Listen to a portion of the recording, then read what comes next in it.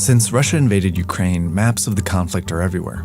In most cases, shaded areas like this red are meant to symbolize territory occupied by Russian forces, or at least territory Russia and Ukraine are fighting over. In general, this red is referring to ground troops like these. The more the Russian ground troops advance, the more of the map turns red. But what maps like these don't show is another battle that's taking place high above Ukraine, where a small Ukrainian air force is fighting a powerful Russian one for control of the skies. What happens here could determine not just the course of the war, but whether it escalates and spreads beyond Ukraine. It's why Ukraine's allies are scrambling to send it weapons, and some are asking to go a step further. No-fly zone. No-fly zone. A no-fly zone. A humanitarian no-fly zone. No-fly zone. It seems to make sense. Well, I think that you all know what I'm going to say. We need the no-fly zone over Ukraine.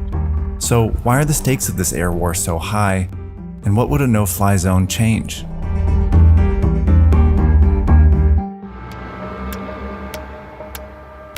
On February 24th, 2022, the Russian invasion of Ukraine began. And in terms of military strategy, it followed a common script. First, Russian missiles targeted Ukraine's radar system, then its airfields and some missile launchers. To military experts, this appeared to be preparation for a crucial step: send a lot of planes to destroy the Ukrainian Air Force and achieve what's called air superiority. So when we say a military has air superiority, what we're essentially saying that is a military more or less controls the skies. With air superiority, Russia could freely attack Ukrainian ground troops and protect its own ground troops, who could move faster without fear of being attacked from the skies. If Russia were able to establish virtually unchallenged air superiority, it would be a disaster for Ukraine. Doesn't mean you're guaranteed a victory, but it makes that victory a heck of a lot more likely. That's why since World War II, winning air superiority has been the first step in most invasions. But in this case, the big attack never came, and experts don't really agree on why. My best informed guess is that the Russians thought that they would be welcomed when they got there. And so when they saw men, women, and children blocking their tank from entering the Ukrainian village, that surprised them. And when you make war plans, including plans related to air superiority, and if your assumptions are wrong, then your plan is messed up. Whatever happened, it means that more than 2 weeks into the invasion, Russia did not have total air superiority. It allowed the Ukrainian Air Force to defend themselves against some Russian fighter jets and ground forces, helping bog down the Russian invasion. This was celebrated as part of Ukraine's remarkable resistance early on in the war.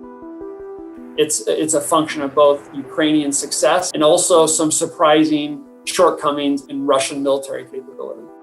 But it might not last much longer. When you compare the Russian military and Ukrainian military, there is no comparison. In every major metric of power, the Russian military is far more powerful, including when it comes to aviation. Russia has more than 10 times the number of fighter aircraft as Ukraine, and so far they haven't really used them.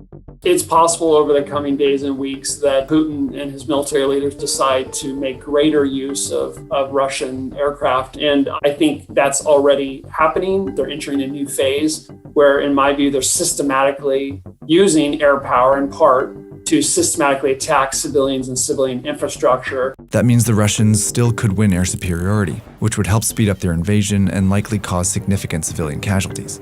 So Ukraine's allies are frantically trying to keep that from happening. Many countries are sending weapons that Ukrainian ground troops can use to shoot down Russian aircraft. And there have been talks about sending Ukraine planes. But there's also been talk of another kind of help, the no-fly zone. Ukrainian President Volodymyr Zelensky has asked NATO, the Western military alliance, to declare a no-fly zone. A number of US foreign policy experts have called for a limited no-fly zone. And a recent poll shows that 74% of Americans think the US should declare one. So, what is a no-fly zone? Basically, it's a geographic area where certain planes are prohibited from flying. The point of NATO declaring a no-fly zone over Ukraine would be to prevent Russia from winning air superiority, thereby protecting Ukraine's military and civilians. But what makes a no-fly zone complicated is how NATO would have to enforce it.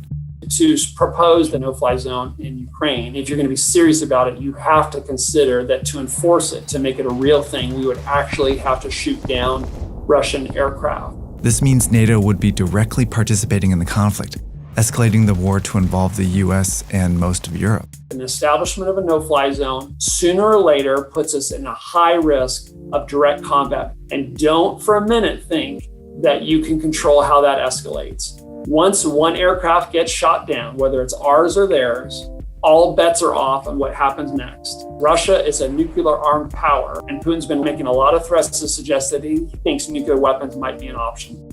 All of this would also be true of a limited no-fly zone, which would only cover certain areas but would be enforced in the same way. Putin has vowed to treat anyone imposing a no-fly zone as a participant in the conflict.